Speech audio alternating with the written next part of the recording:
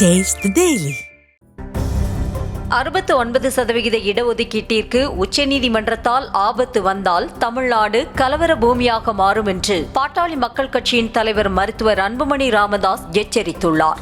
தமிழ்நாட்டில் சாதிவாரி கணக்கெடுப்பு சமூக நீதி போரில் அடுத்து என்ன என்ற தலைப்பில் சென்னையில் நடந்த கலந்தாய்வு கூட்டத்தில் பங்கேற்று பேசிய பாமக தலைவர் அன்புமணி ராமதாஸ், தமிழ்நாட்டில் நடைமுறைப்படுத்தப்பட்டு வரும் 69% இடஒதுக்கீட்டை எதிர்த்து 1994 தொடரப்பட்ட வழக்கில் 69% இடஒதுக்கீடு செல்லும் என்று 2010 ஆண்டு அப்போதைய தலைமை நீதிபதி SH கபாடியா தலைமையிலான அமர்வு தீர்ப்பளித்தது என்று தெரிவித்தார்.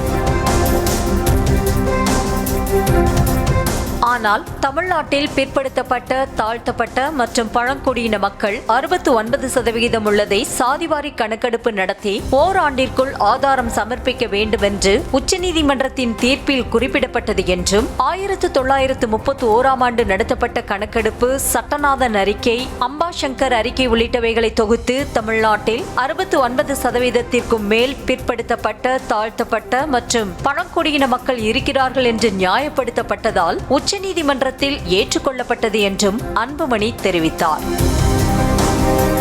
ஆனால் 69%த்திற்கும் எதிரான வழக்கு உச்சநீதிமன்றத்தில் அப்படியே உள்ளது என்று கூறிய அன்புமணி ராமதாஸ், 2017, 2018 ஆண்டுகளிலும் இடஒதுக்கீட்டின் அளவை எதிர்த்து உச்சநீதிமன்றத்தில் வழக்கு தொடரப்பட்டது என்றும், அந்த வழக்கு எப்போது வேண்டுமென்றாலும் விசாரணைக்கு வரும், விசாரணைக்கு வந்தால் பிற்படுத்தப்பட்ட, தாழ்த்தப்பட்ட மற்றும் பழங்குடியின மக்கள் 69% இருப்பதற்கான தரவுகளை சமர்ப்பிக்குமாறு கேட்பார்கள், அப்போதும் தமிழ்நாடு அரசு இல்லை என்றுதான் பதிலளிக்கும் என்று விமர்சித்துள்ள அன்புமணி ராமதாஸ், இதன் காரணமாக தமிழ்நாட்டில் 69% இடஒதுக்கீட்டை ரத்து செய்து 50% இடஒதுக்கீடுதான் பின்பற்ற வேண்டும் என்ற தீர்ப்பு வந்தால் தமிழ்நாடு கலவர பூமியாக மாறி திமுக ஆட்சி கவிழும் என்று எச்சரித்தார். தமிழ்நாட்டில் 69 விழுக்காடு மக்கள் SC, ST, MBC, OBC இருக்கிறாங்களா? என்ன பண்ணுவார் ஸ்டாலின்? என்ன பேச போறாரு? என்ன சொல்லுவாரு? இல்லன்னு தான் சொல்ல போறாரு. அப்ப உச்சநீதிமன்றம் என்ன தீர்ப்பு கொடுப்பாங்க? 69 விழுக்காட நான் குவாஷ் பண்றேன், தள்ளுபடி செய்யறேன், தமிழ்நாட்டில் 50 விழுக்காடு தான் என்று ஒரு தீர்ப்பு கொடுத்தாங்கன்னா என்ன நடக்கும்? தமிழ்நாட்டில் முதல்ல திமுக ஆட்சி அடுத்த நாள் போயிடும். ஏன்னா நாங்களாம் சும்மா இருக்க மாட்டோம். தமிழ்நாடு கலவர பூமியா மாறும்.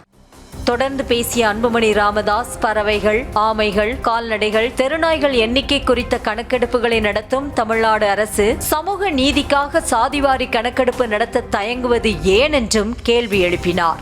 சாதிவாரி கணக்கெடுப்பு நடத்த மாநில அரசுக்கு உரிமை இல்லை என்று கோயப்பல்ஸ் பிரச்சாரத்தை தமிழ்நாடு அரசு செய்து வருகிறது என்றும், கலைஞர் இருந்திருந்தால் சாதிவாரி கணக்கெடுப்பை நடத்தி இருப்பார், அவருக்கு சமூக நீதி உணர்வு இருந்தது, ஆனால் தற்போதைய முதல்வர் MK ஸ்டாலினுக்கு சமூக நீதி உணர்வு இல்லை என்றும் அன்புமணி ராமதாஸ் தெரிவித்தார்.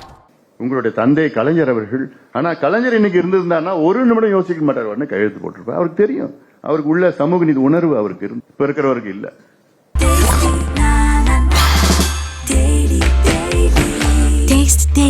Taste the Daily.